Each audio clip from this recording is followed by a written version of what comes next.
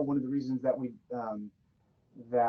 did a virtual youth conference, VYC 20, this year is because we recognized that while we weren't able to meet, we were a lot of our youth were experiencing like new stressors in life, and that they maybe hadn't necessarily faced before. And it's hard sometimes to know how best to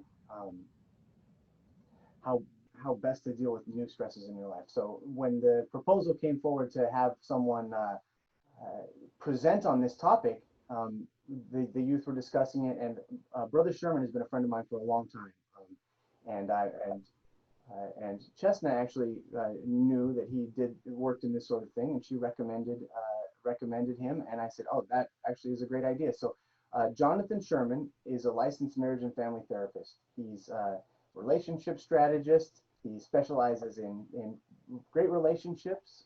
He also has a website, marriageenvy.com. His I can say from a personal perspective, his wife is actually probably the one who teaches him about relationships and marriage and helps keep him in line. But his kind of three main focus areas are transforming marriages, parent training, and self-mastery. And I've seen him. I actually attended a marriage and family relations course with Brother and Sister Sherman when we were in the same ward many years ago. And I still actually have some of the presentations that he shared at that time that Sister Sherman shared, honestly, and they've been really influential in my life.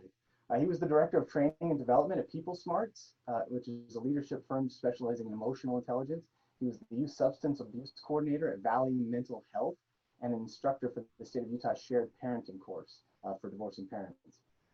He's done residential addiction treatment, domestic violence and victim treatment, perpetrator and victim treatment, community mental health, at-risk youth services, and home-based family therapy services. He was awarded the Outstanding Education Award by the Utah Behavioral Healthcare Network for recognition of outstanding efforts in presenting the public with accurate, meaningful, and current information about mental illness. He works closely with civic and community leaders. Brother Sherman did his undergraduate work in family sciences at Brigham Young University and his master's work in marriage and family therapy at Northern Illinois University. He is, I like this part, I'm going to read it too. Jonathan is married to a lovely, skilled husband trainer who has truly earned her keep. They live in eternal bliss, fairly peaceably, sounds right, with their 4 children in the Rocky Mountains of Utah. And I know his children, and they have great kids. Brother Sherman served a mission in the Hmong, California Sacramento mission. Like all of you, he has served in many callings over the years. He's currently teaching, is this still accurate, the 14 and 15-year-old Sunday school class in the American 4th 9th Ward, and is loving it. He's been passionately educating individuals, couples, families, and groups about building strong families and creating great relationships since 1993. I am personally excited about this, and I believe it will be a great blessing to the youth of our state. To listen to this counsel and then take it into their lives and use it during this confusing time. Our scripture, as you know, kind of thematically for VYC 20 has been that though we may be beset on all sides and there's confusion all around us, we still are able through the grace of Christ to have hope and to feel at peace. So without further ado, Brother Sherman, we'll turn the time over to you. Thank you. Wonderful, wonderful. Thank you so much for having me here. I love this topic. We're going to talk about mindful mood mastery today. Now, everyone has stress. One of the things that I appreciate you all doing is sending me a bunch of pre-survey results. One of the things that a lot of people struggle with dealing with stress, mental health issues, life in general, family stuff, friend stuff, you name it stuff, is the most common feeling is it's just me. I'm just messed up. I'm just screwed in the head. I can't handle it. There must be something wrong with me. I don't have enough faith. I'm not good enough. I'm not strong enough. Whatever it is, let me just really disabuse everyone of anything where you're thinking this is just you. I've been doing this for 25 years with every type of person, from the most mild cases to the most heinous and severe and everything in between. Individuals, couples, families. And one thing I can tell you is that you are not alone in any of this. If you have a pulse, you will suffer with stress in this life. There's nothing unusual about you. And if you suck at handling stress, there's nothing unusual about you either. Everyone sucks at stress. And the people who are good at it, they got good at it through a lot of trial and error. Okay? I'm really a low stress, happy, positive, centered, near perfect individual. But I'll tell you, not even close, but I'll tell you, I've been in stress monkey mode so many times in my life. As a teenager, you would not recognize me, one, because I didn't have this amazing beard. Thank you very much. But also because I was the ADHD kid who was always in trouble. I did not have, we didn't know what ADHD was when I was a kid, but it still existed. And I spent more time in the principal's office. I should have had my own coffee mug. I was there as much as he was. I was always getting in trouble, always getting bad grades, always struggling, not knowing how to manage peer relationships, a lot of insecurity, a lot of stress, a lot of anxiety, throw some depression in the mix just for fun, and a lot of family stress growing up. There was abuse in my family. There was a lot of strengths in my family. There was a lot of mess. There's just the whole thing. And I just want to give that as just a background because most people I know have some variation on some theme of that, some more, some less. And, you know, you can turn out okay and be fairly normal. You know, you just never know. Okay. None of us, the goal here is just make sure you're really clear. If you're dealing with this, one, it's normal. Two, it's workable. If you don't know how to work it, that's okay. That's what I'm for. That's what people like me are for. That's what books are for. That's what workshops are for. There's so many wonderful resources online for all of this too, thank goodness, these days compared to what there used to be. And so I want to share and take a moment and share the first skill, which is what I'm doing right now, is normalization and validation. Most people are feeling, like I said, that it's just them, and that makes them feel abnormal and that there's something wrong with them. If we can start with, I'm going to share the survey results with all of you so you can see what everyone else has said. And I got a lot of results from people. And what you shared here is no different than what I've heard for 25 years in large groups when I'm speaking, on one-on-one sessions when I'm talking to people. And so hopefully there could be some comfort in knowing that. So let me go to another screen here and share this with you and talk about what is really normal and what isn't, okay? So I just, this is in no particular order. I just put all these, all your survey answers together. But when I ask the question, what do you think are the top concerns, issues surrounding stress? I broke them down into some categories and organized them a little bit. Let me kind of show you what other people are experiencing. A lot of the answers came up in the fight or flight responses. So people wanted to know, gain better understanding about stress and how to deal with it and where it comes from. One thing you need to understand is you're understanding your own stress and the stress of others, that the biggest emotion that drives us is fear. And fear gets a bad rap. Fear we think of as a bad thing, and it can certainly feel really bad and it can have a lot of negative impacts, but the truth is fear in and of itself is part of this body that does one thing: fight or flight. You may have heard that in some psych class. Fight or flight's job is to keep you safe and keep you alive. And it's done a pretty good job on this planet because humans have been around for a long time and we're not that impressive physically, right? I mean, have you ever seen a bear and a bear claw? I mean, look at your fingernails. Those claws, lame. They do not work very well. If you checked out your fur, we're not really keen on survival in cold climates, okay? Our fangs, not too impressive. We have some other advantages like opposable thumbs, that's helpful. We have a neocortex up here, which is really large, so that we can have a lot of ability to think things through cognitively, be creative, and make tools and make other ways to solve problems. And we are highly social creatures, so we can band together and use each other for protection. But the thing we need to understand, if we're going to deal with stress, we need to understand fear. And the mechanism of fear is it has one primary objective, which is safety at all costs. And so we're going to talk and explain a little bit more about fear as we go, but the main mechanism is fight or flight. So if we look at some of your responses and your concerns that you expressed, is some of the fight responses are, sometimes I say hurtful things or hurt my siblings when I'm upset. I get easily upset at people. I say things that I don't really mean. And I get frustrated at myself and others. I also try to control things more and get bossy towards others. These are all aggressive types of behaviors, right? When I'm stressed, I sometimes get so frustrated that I say mean things. When I'm stressed, I get grouchy when I have to take care of my responsibilities. So the fight response in stress keeps threat away from us. Now, these aren't really good methods of doing it, right? But this is where it's coming from. And if we're going to be able to treat it and take care of it, we need to understand the source of it and how to interact with it. And we'll talk about a little bit later in today's presentation how to interact with the fear in a way that's effective. Because that's all stress is a fear reaction. That's all anxiety is a fear reaction, okay? And depression and anger are related emotions to that as well, okay?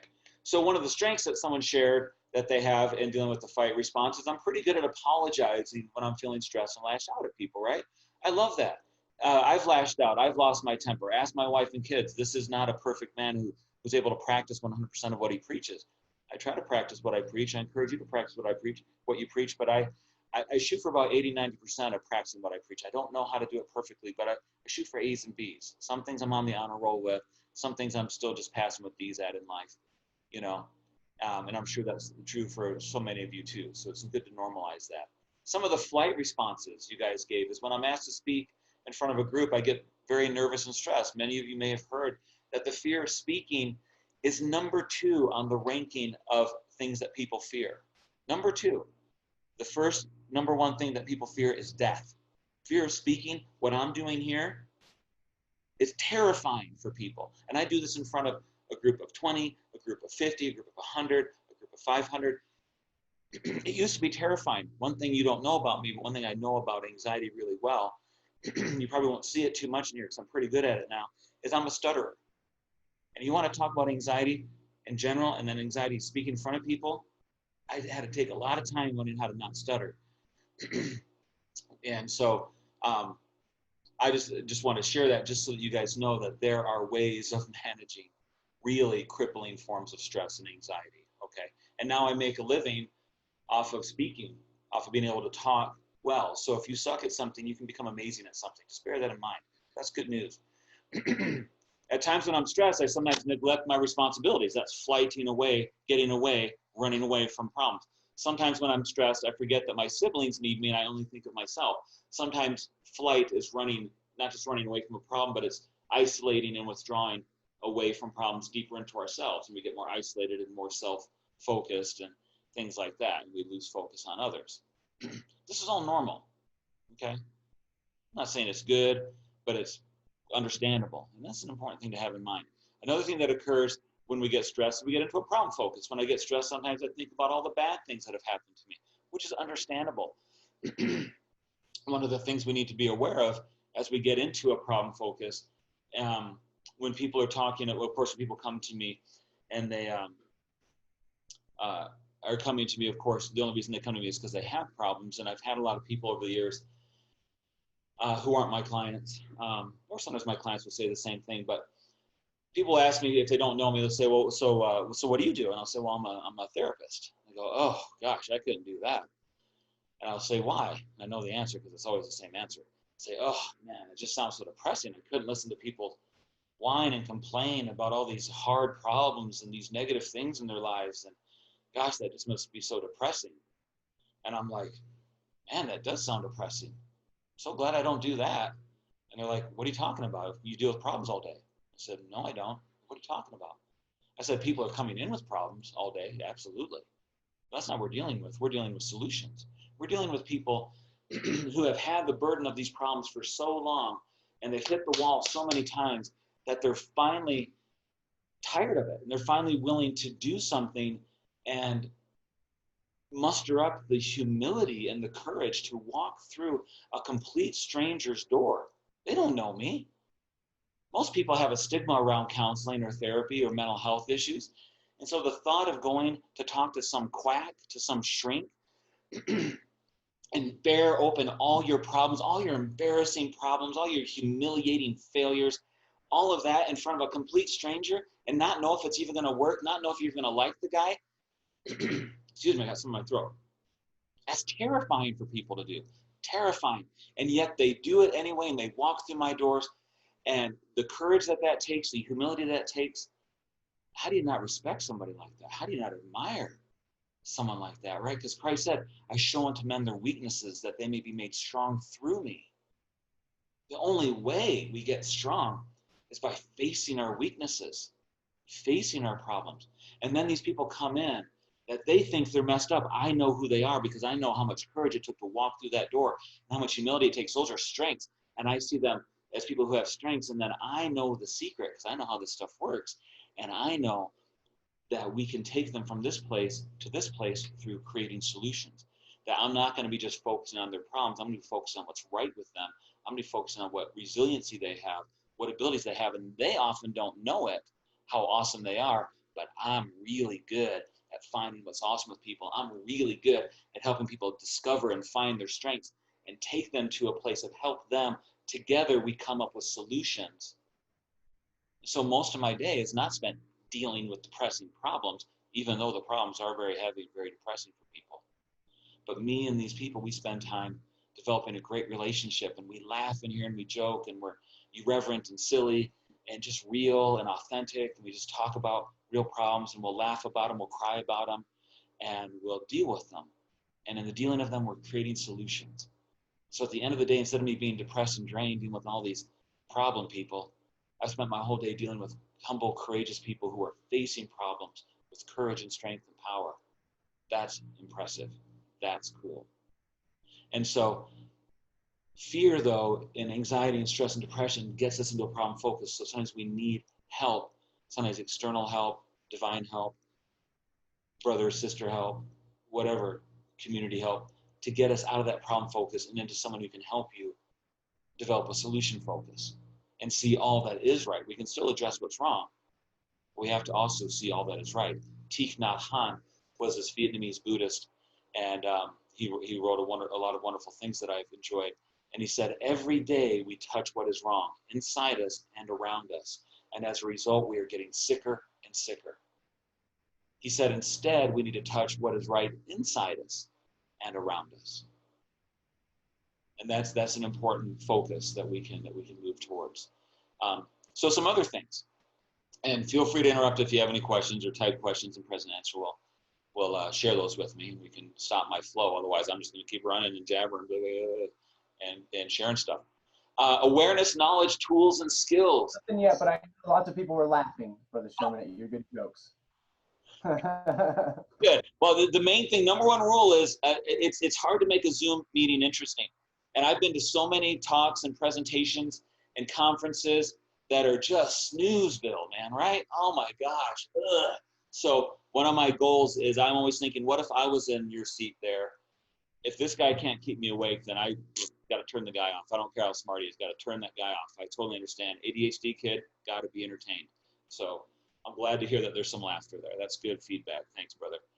All right, awareness, knowledge, tools, and skills. This is the thing where a lot of people are having so much stress because they don't know what to do. Of course they don't know what to do. We don't teach how to do stress. Everyone's going to deal with stress severely, frequently, their entire lives, and yet we never teach how to deal with stress, anxiety, depression, anger. How many of you know how to do basic math? I'm not a mathematician. Don't ask me how to do math, but 2 + 2 = 4, right? We've all been trained on that because we all need to use that our whole lives. How to conjugate a verb and how to string a sentence together in English. That's a helpful skill. We have to all use that throughout life. But we don't teach emotions. We have to deal with that every single day of our life. What do we teach? Some hodgepodge you got in your home, society, church. Some messages are good. Some messages sound good, but they're really wrong and stupid, but we believe them because we don't know that they're not true. And so what happens is instead of learning a unified method of skills and tools, we instead learn a mess. Imagine if instead of 2 + 2 = 4, you were taught 2 + 2 = bananas, and someone else was taught 2 + 2 = 5. Imagine trying to have a conversation with that person. Imagine trying to have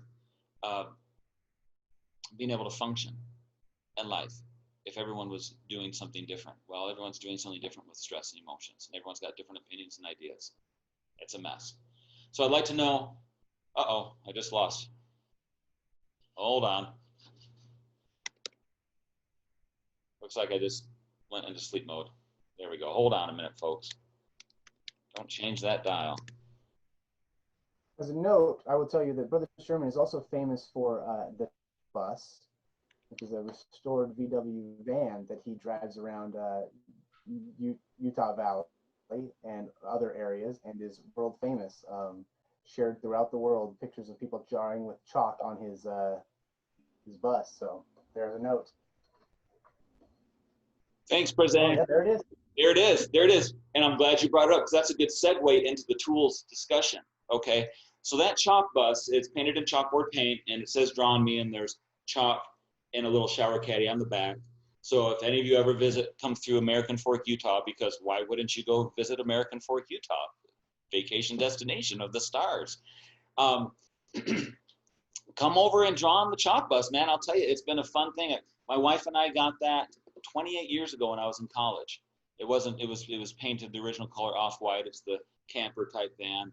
You know, a lot of people, certainly your guys' age, have the dream of van life and touring around everywhere. Well, it's a cool dream, brothers and sisters, I know. Anyway, the point of tools. Now this other car right in front, that's, if you may not know, that's also a Volkswagen, and that's a 1972 Karmann Ghia. And the chalk bus is a 1969 Volkswagen bus, and the dog there is our dear Pepper. She's a Border Collie, Australian Shepherd, and she died in April. Super sad. Yeah, but she would go everywhere with me. She'd always be in my therapy office here at home, and she'd always be in the bus with me as my co-pilot. And the point of sharing this slide in a stress management thing is that, this is my daughter and I working on another Volkswagen, her 1969 Bug. This is the engine that, they're just beautiful, aren't they? They're just ugly and beautiful and rusty. Fantastic. Okay, is that I want to share something about tools. There's a dashboard that we have. If we're going to really deal with our stress and anxiety and depression and anger, we have to know how the vehicle works. And so one of the things that I teach is that every problem has multiple solutions. Every job has multiple tools for how to handle it. And some tools are multi-purpose, some tools are very specific. And to be able to take a hunk of junk like this and turn it into a fun vehicle that runs and rides. I mean, these engines are 50 years old. I'm 50 years old. I still run and ride. These still run and ride if you know how to work on them. And look how many parts are in that, or whether it's an old vintage car or a modern car, look how many parts are in there. There's thousands, even tens of thousands of parts in your modern cars. Do you know how many parts are in this vehicle that you drive throughout life? 37.2 trillion cells make up your physical human body. Did you know that? That's more cells in your body than there are stars in our Milky Way galaxy. Okay? That's a lot of moving parts. All right? And you need to know if you don't understand how to drive your vehicle, it's going to be hard. It's going to be hard to operate, right? It's going to be hard to get through life well. Now, I know how to mechanic up in here in this engine, and I know how to mechanic on these physical engines of these cars.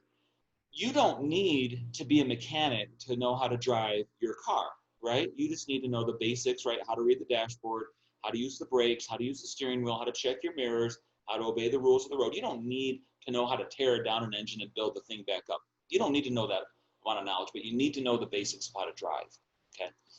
And so when we're talking about the need for skills and tools, one of the things that can be really helpful is knowing what's the dashboard on your car, on your physical car. Your car that you drive, this body, has a dashboard. You may not know it, but it's constantly telling you things that most of us, because we've never learned emotions and stress management in any systematic way, it's telling you a lot of things that you just don't know how to read. But I'm going to share some of them with you, and then you'll see how to read them. Okay, let me go back and just to this awareness, knowledge, tools, and skills. Somebody had asked, what is the cause and science of stress? That's part of what I want you to know. Is I want you to know what's the neurophysiology of stress, what's going on, and how to work with it. Okay, a lot of you ask, how do I understand? How to help others deal with stress? How do I deal with my own? What's a healthy amount of stress? Recognize when I am stressed, knowledge and awareness. You have to pay attention to your dashboard, okay? So one way to look at this is to, I've drawn this, you can draw this table on a sheet of paper. Just make these 4 columns: emotions, body, core message, and action, okay? And under depression, anxiety, or anger, we have these areas. And so imagine that your emotion that you're feeling is one of the warning lights on your car.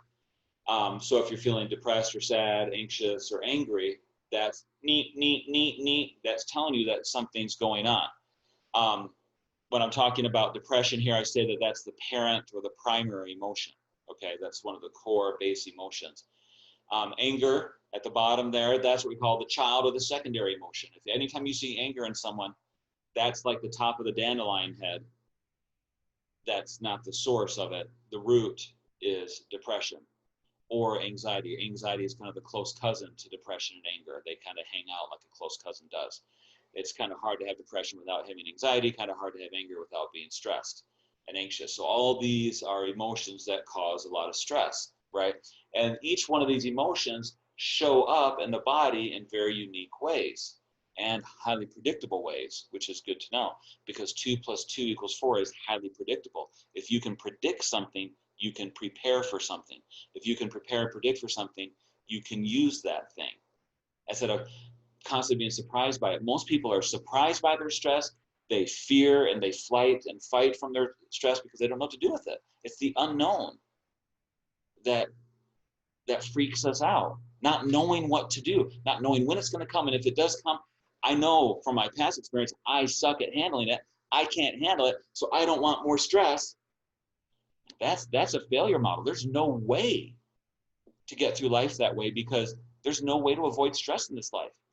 I mean, yeah, you can add extra stress and you can avoid some stress, but stress is life. We didn't come to this life for a life of ease and comfort. Christ himself came to be a man of sorrow, well acquainted with grief. Think about that. Are either of you a man or a woman of sorrow? Have you been well acquainted with grief? Think about that for a minute. That means, by definition, you're Christ-like. You are like Christ if you've suffered in this life. And we oftentimes think about being Christ-like as someone who's just serene, calm, holy, and loving all the time. And we oftentimes feel one of the stresses a lot of people feel is that I'm just not good enough. I'm not perfect enough. I should be doing better. You need to remember that Christ came down to our level to be with us. We talk about being Christ-like. You know what he did?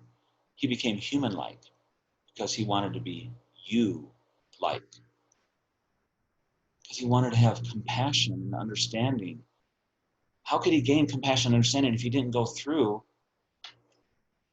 what you're going through? If he was just some lofty God who'd never been through it, how could he relate to us? Some people had expressed a concern because they haven't dealt with depression or anxiety and they don't know how to help other people. And I'm glad that they haven't gone through those horrible things. But it's hard to help somebody if you don't really understand their pain. Part of the reason you're feeling pain and stress and depression and anxiety so that you can gain experience.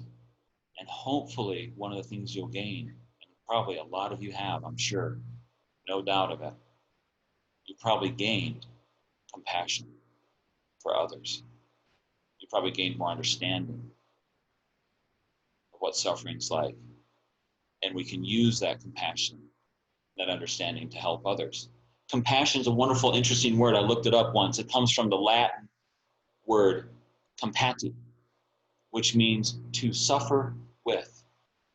That's what Christ did. He came down to be human-like, to suffer with us, so that from him understanding us, we could be in being with us as we are, some lofty, removed God. but as a fellow sufferer to walk with us and then ask us to start to walk with him and follow him as he shows us a path out of suffering. Kind of cool. Kind of cool. Christ-like isn't all about just doing righteousness. That's a good thing. But that's not what it's all about. It's about being real. It's about being human. It's about being sufferers who can learn to be kind, not just to others, kind to self, patient with self, compassionate with self. I know a lot of you are really good at being compassionate with others, but you suck at being compassionate to yourself. I'm here to tell you, that's not okay. We got to be compassionate to ourselves just as much as we are to others. Brother Sherman, we have a question here. Yes. It says, so when you say depression, are you talking about the feeling of being down and not a clinical label of being depressed? We all experience feelings of depression, right? Great question. Thank you. And then you want me to feature these two? I have two open right now. The other says, I love that you mentioned that the Savior came to be you-like. We are always trying to be like him, but I had never thought about him learning to be like us. Thank you. You're welcome. I'm so glad that that resonated. And I think it's an important understanding because too often, I think one of Satan's great tactics is disconnection. The last thing he wants is the atonement at 1 mint. You may have already heard that many times. The atonement is to bring us at one with God, to bring us up and cover all the gaps in between that we couldn't figure out on our own. He's like, that's okay, I got you. I love you. I'm going to bring you at one to me. Well, Satan's whole objective is exactly the opposite, a disconnect. If he can help you think through a false understanding of a beautiful truth that the idea of being Christ-like is to be so perfect in an unattainable way, which I guarantee is unattainable in this life, to be perfect. I guarantee you that President Nelson needs every bit as much of atonement as you do, as any prisoner in the prison. No one's getting to heaven on their own merits. We all need just about as much of atonement.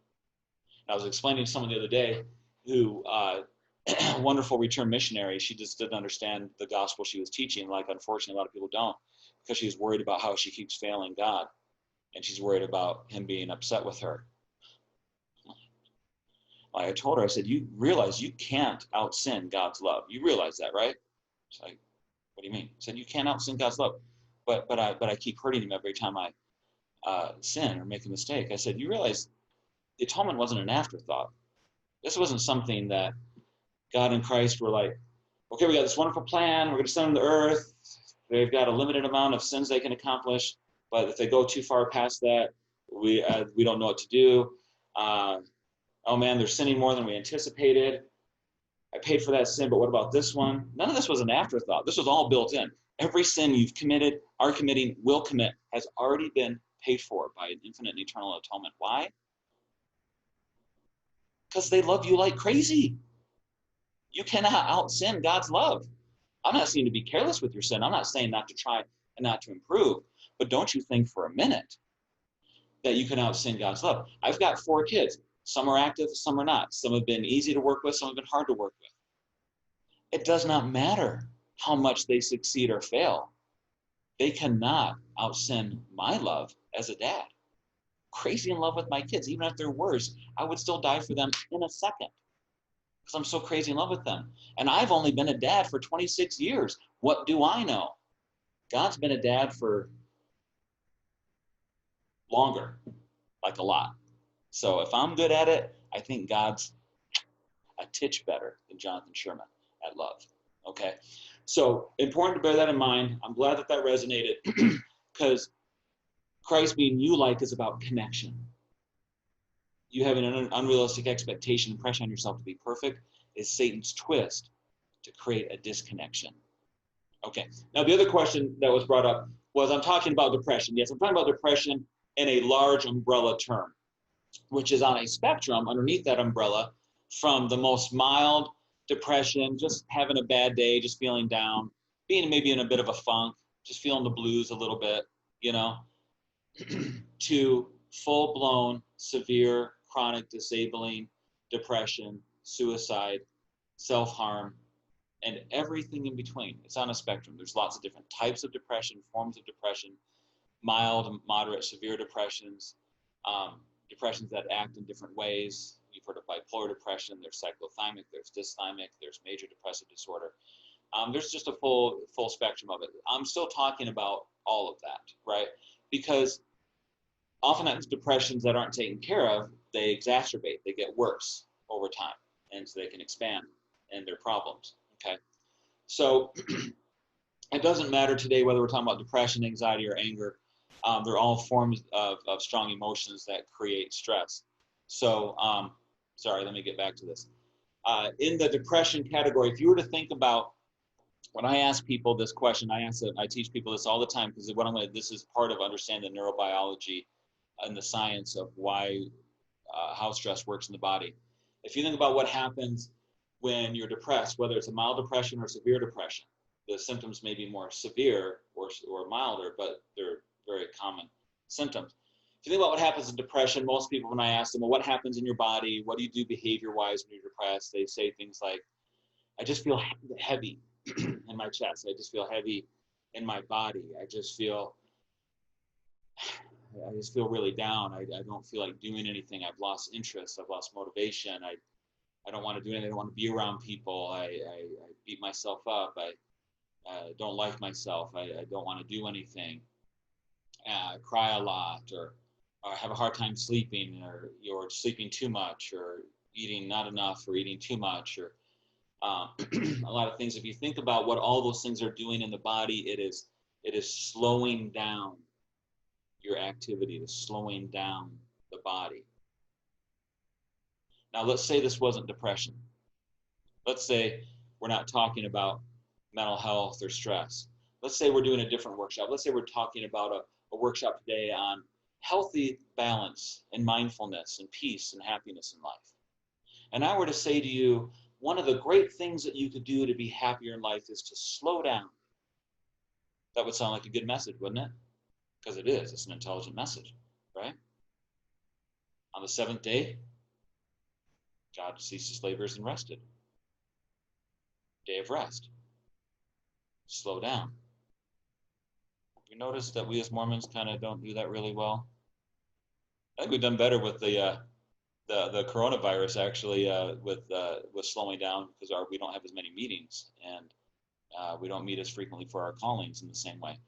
But typically, Mormons don't slow down when you have a 3-hour block, or what we used to have a 3-hour block, and then you have callings all day, and responsibilities and things like that, which are good things. Mormons are great for being busy. Mormons are good for getting things done, for being productive. But we really kind of stink at slowing down, right? But not just us Mormons, in our larger culture. Look at what we do. Look what we do is that we have a hard time slowing down once a week, and really slowing down and being peaceful and calm in our activity. But also we have a hard time slowing down during the day. Okay, so if you think about what a normal biological body, okay, this body's been around for a long, long time on the planet. It's developed with a lot of really wonderful mechanisms in here. The opposable thumb's a great one. It does a lot of things. This wasn't an accident. It's developed to do some really cool things. So what happens biologically, energy-wise, during the day is, let's say we had a good night's sleep. We enter the day with a lot of energy. We work. By midday, we take a break, hopefully have some lunch. Everyone gets a little sleepy, right? A little sleepy after lunch, get a little tired, right? And our energy dips for a few hours, and then rest hopefully a little bit, and then up we go, gain some energy again, work through the rest of the day, and then get tired, and then go rest again. Sleep, repeat. That's a normal energy level. We don't do that. We take 5-hour energy drinks or Red Bulls or things like that, so that when we have this dip, we go, that's bad. We need to be productive all the time, because slowing down, we've got to be productive. We have to always be doing, because heaven forbid you ever stop and smell the roses and experience the amazing beauty of this gorgeous life. Heaven forbid you actually do what Christ said and consider the lilies of the field. They don't spin, neither do they toil, and yet they are more finely arrayed than Solomon in his temple. Yeah, Christ, don't have time for that. Sorry, I got to get busy, got to get doing things. And when I'm not doing things, I got to feel bad about not doing more things. I got to be doing more things, always doing. It's never enough. It's never enough. I'm never enough. It's never good enough. There's always more, and my to-do list is big, and I'm stressed, and I'm overwhelmed. I don't got time to consider the lilies of the field. Christ is like, I thought you guys believed in me. Maybe you should do what I say, because I kind of know some stuff here. Yeah, that's great to teach on Sunday school, but I got things to do. I mean, at what point do we slow down? Now, what's interesting with this biological, remember, biology has been around longer than our current culture, American culture. Any culture that's been on the planet, our biology has been around, is outsurpassed. Any religion that's been on the planet, our biology is outsurpassed. Any political system, any cultural system, any country's border, biology's been around longer. I believe biology wins. And if we have a cultural message that you need to keep working when the biology says we need to slow down, I think biology might tell us something about that and say, hey, guys, you're not paying attention. I want to force you to pay attention. Because if you're not going to slow down intelligently, I will emotionally force you down. And that's what depression does. Because there are some cultures that when they hit the midday and their bodies slow down, they said, hey, let's just work with that the way that the body works. Everyone seems to have the same thing. Let's mold our culture around our biology instead of ignore our biology and just do whatever the heck we want. What these cultures do, some South American cultures, some European cultures, they have a siesta time. And for 2 or 3 hours in the afternoon, everything shuts down. Stores shut down. The workday stops. People take a leisurely, long lunch break, read a book, meet with friends, laugh with family, go home and eat. Take a nap if you need to, so that they can rest and then have energy for the rest of the day. That almost sounds smart. But let's not be smart when dealing with our emotions, the things that affect us more than anything. Well, besides being a smart idea, it's an incredibly effective idea, because in countries that do that, their mental health, they have depression, they have anxiety, they have anger, they have stress. Their rates are way lower than our rates are in the US and in other industrialized countries that are got to constantly be going. Okay? But let's not listen to depression. Let's see depression as the enemy, because it feels bad and it has negative consequences. That's true, it does. But one thing you'll never hear from me is that I'll never call depression a bad emotion. I call it a strong emotion. Same with anxiety and anger. These are strong, powerful emotions. But they are not bad any more than any part of your body is bad. Feeling pain when you burn your hand on a hot stove, the trick question is that a bad feeling? Because of course, obviously, it certainly feels bad. But what's the alternative? What if you touch a hot stove and you don't feel any pain at all? What happens to your hand? And you can just keep it on there because you don't feel any pain. You don't notice that it's burning. How much damage occurs if we don't feel that pain? So I guess pain's actually a good emotion that feels bad. That's what depression, anxiety, and anger are. They're good emotions that feel bad. And the reason they get so bad is that we've never learned how to interact with them, what actions to take, which is next. But we have to start with the understanding that this core message of depression, and each one of these have an important core message. The core message is to slow down. And then what we want to do is the next thing is we want to listen to the depression when it whispers, so it doesn't have to scream to get your attention. When we're at the point where we are so depressed and so deeply depressed, and I'm not saying that all depression or mental health issues are caused because we're not slowing down enough. Our depressions can be caused by situations. They can be caused by environmental factors. They can be caused by organic, hereditary factors. Sometimes there's reasons why people get depressed. Sometimes there's no reasons that people get depressed, any more than we know that someone who's been smoking all the time and then gets lung cancer, we can see that there's a clear causal effect of that. But there's other times that someone gets lung cancer and they never smoked a cigarette in their life, because sometimes people just get lung cancer. Well, it's the same thing with depression, anxiety, or anger. Sometimes we just have problems. Sometimes there's a clear reason, sometimes there's not. But we want to learn to listen to it when these signs in your body, the heaviness, the slowing down, the loss of interest, we want to, at that point, start talking to anxiety with a basic feelings meditation, where we say something along the lines of, thank you, old friend, for coming. You're welcome here. What do you need? Where do you need me to slow down? I'm probably going too fast in my expectations of myself, the pressures on myself, the shoulds. Oh, I should be doing this. I should be doing this. I know so many people, when they even stop and slow down and take a break, they can't even slow down because in their mind they're going, yeah, but I should be doing this. I feel bad, but I'm taking time for myself. It's okay to slow down. There's a time and a season. Go read that little scripture. It's a wonderful one in the Old Testament. There's a time for action and a time for inaction. Okay? It's okay to be slow. And so we need to, by choice, is the third thing, the action, 3 actions. Listen to it, talk to it as an ally, not as an enemy. And then by choice, slow down mindfully. Take a break, take a nap, take a healthy escape, reach out. Maybe you need to slow down your behavior and physically rest. Maybe you need to slow down your expectations in your head and be more calm and gentle with yourself. Maybe you need to, you're too isolated. Maybe you need to reach out. Maybe it's hard to reach out. Whatever it is, but slow down and examine and say, wait a minute. What do I need to take care of that I'm not taking care of? How do I need to slow down and attend to me? And if I know how to handle my depression, then I'll handle it. If I don't know how, it's okay. It's okay not to know things in this life. We're all ignorant about billions of things. Literally, trillions of things we're ignorant about and that exist in the universe. It's okay to not know things. You don't have to have it all figured out.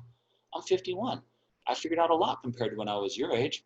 And I hope by the time I'm 25 years older now, at 75, I hope I'll have a lot more figured out than I figured out at 51. So it's okay to not know things. It's okay to get help. Okay? So I'm going to go through a couple of these other things on these anxiety and anger on this dashboard, and we'll go ahead and end up here. Because there's so many skills. There's no way to answer all the skills, right, in an hour presentation, of course. But I want to share this thing here, this dashboard, which is something that I've never seen anybody teach. Everyone always tells me, I've never heard this before. Why don't we teach this? I'm like, yeah, I don't know why we don't teach it. And the reason I teach it is because 25 years of working with tens of thousands of people, they keep teaching me, well, they tell me to do this with my anxiety or anger and it doesn't work. And we started doing this, it starts working. Because we're starting to learn to not fight these emotions as bad things. We're learning how to start using them as allies. I'll explain that a little bit further in the next slide, but I'll go through a couple things here. Anxiety, you think about how anxiety shows up in the body, okay? What anxiety does, right, is instead of this slowed down feeling, it has a lot of messages in the body about pay attention. What's going on? Oh my gosh, right? Stress, right? What does your body do? It goes into this mode. It goes into tension. Tension, your muscles tense here. Your chest tenses here. Your gut tenses here.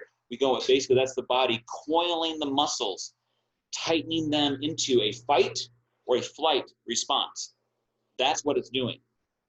And it doesn't matter whether it's a real, literal threat, like a bear attack, or if it's a perceived social or emotional threat. It doesn't matter. Fear does not know how to determine. This is important.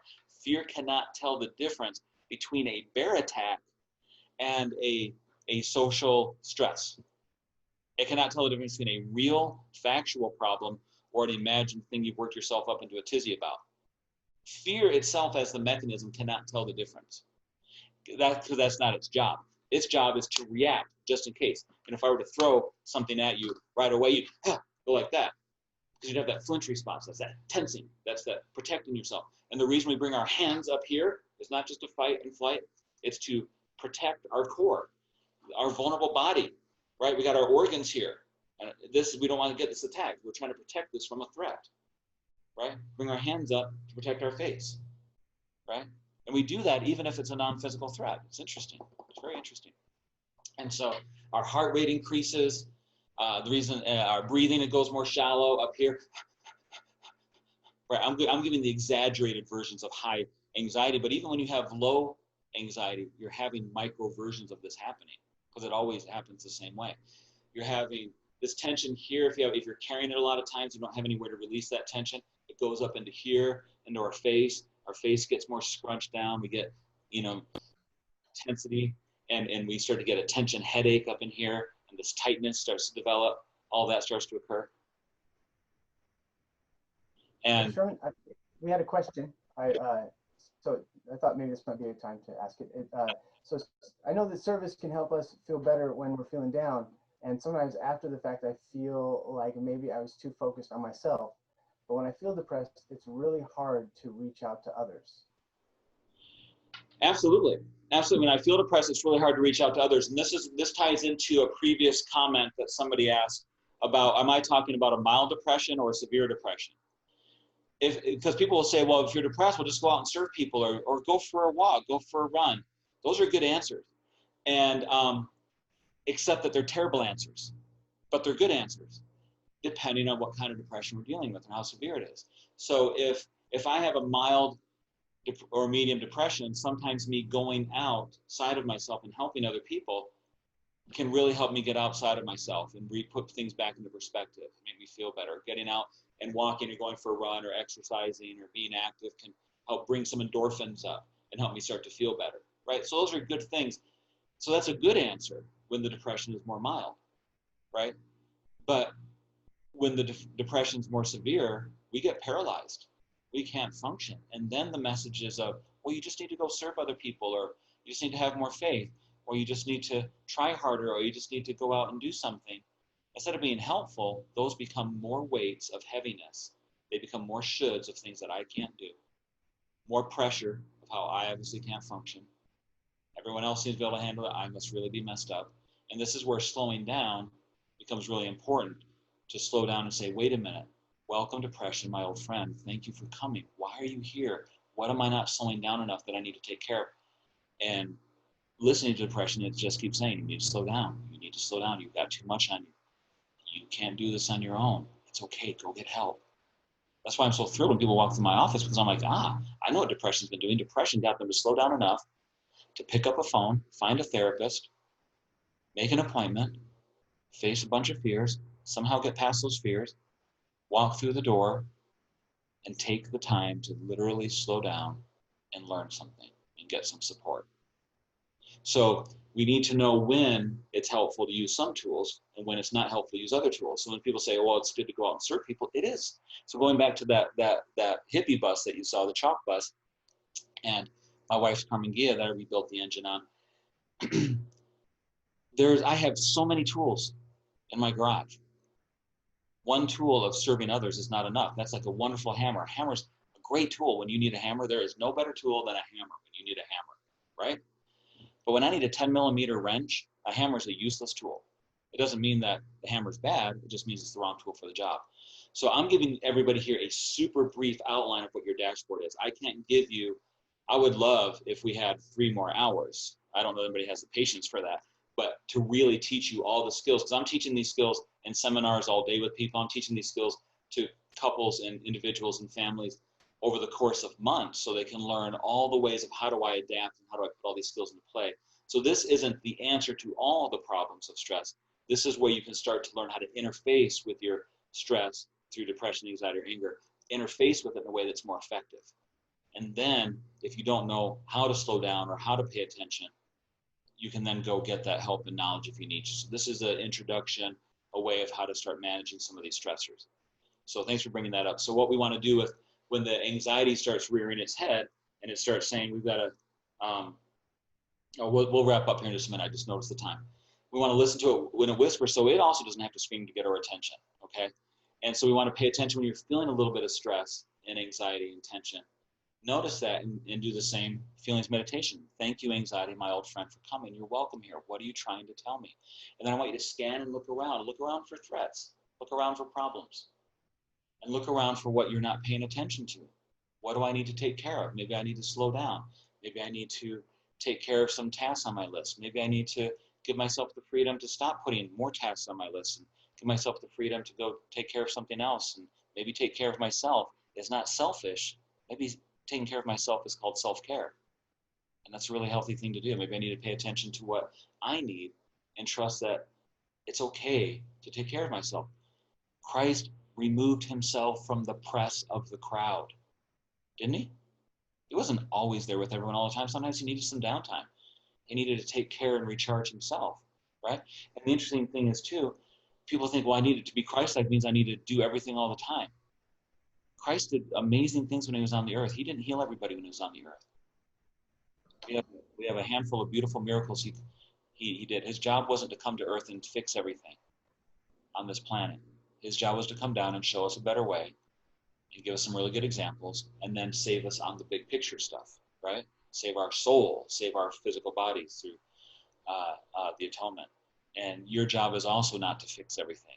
Your job is to do the things that you can do, slow down, pay attention, take care of the things that you can't do, and realize, find that balance in there.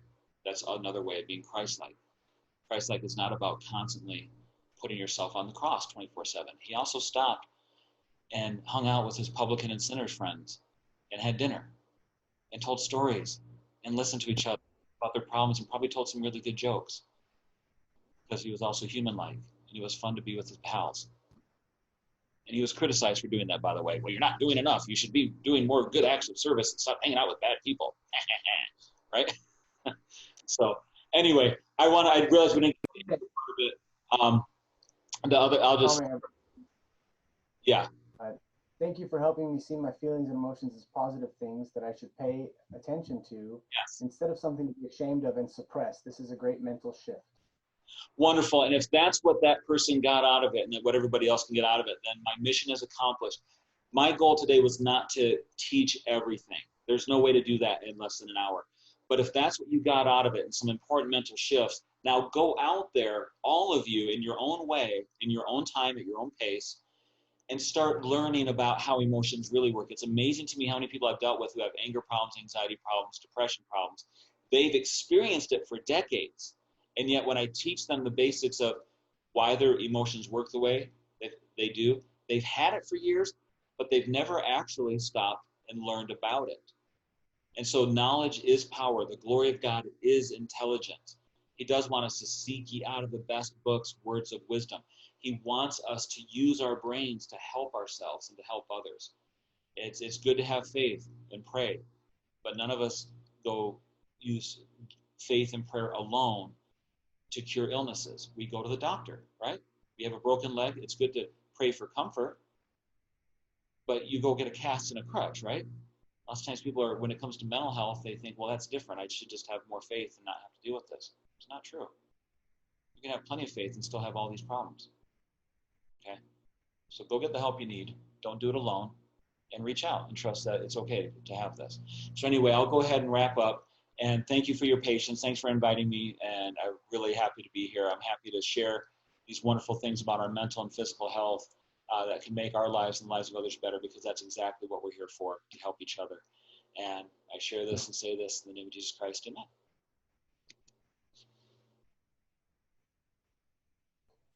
Amen. Thank you so much, Brother Sherman. We really appreciate that. I don't see that there's any more questions. If there are, you're welcome to send them. We can get them to Brother Sherman. I'm sure I haven't talked with you about beforehand, but I'm sure you'd be happy to respond to questions after the fact. If we get them to you. Absolutely, be happy to. I would, as you were talking, so I'll just say just a word. As many of you know, we've been announcing faith gardens in the state, and one of the verses that we've used many times as a thematic and doctrinal foundation is in D&C 104, and in verse 17 it says the end part is that well, it starts out and it says, but in 16, but it must needs be done in mine own way, and behold, this is the way that I, the Lord, have decreed to provide for my saints, that the poor shall be exalted, in that the rich are made low. For the earth is full, and there is enough and to spare. I have prepared all things, and have given unto the children of men to be agents unto themselves. And Brother Hancock of our High Council shared yesterday in a meeting that if you'll recall, in being made low, if the Lord of the vineyard comes and he labors with his fellow laborers, and as he was talking, I thought of that question that the angel asks Nephi: do you know the condescension of God? And the idea that God comes down to earth to be like us and to know what it's like to be us, is a true doctrine. He knows what it feels like when you are going through these things, and it is godlike to work through them. It is to better understand those feelings and those experiences is one of the things that it takes to know God and Jesus Christ, who He has sent. And I really appreciate you pointing that out to us, Brother Sherman. I think that's something that I hope we can all take with us and appreciate, no matter where you're at, the anxiety you may feel, the feelings of not being able to move forward, that you'll take some hope in the sense that Christ is right there with you and knows, and there's a certain Right on. I love that. It's fantastic. So thank you, Brother Sherman. We sure appreciate you being with us. I just lost the volume. I don't know what you just said. Sorry if you said something to me. Nope, I said thank you for being with us. Oh, you're welcome. You're welcome. Yeah. Thanks so much for having me. This is a lot of fun. And Chestnut, thanks for thinking about it and inspiring your dad to be as smart as he possibly can be by inviting me, because that's a smart move any day. Yeah. Smart move. Always invite. Yes, exactly.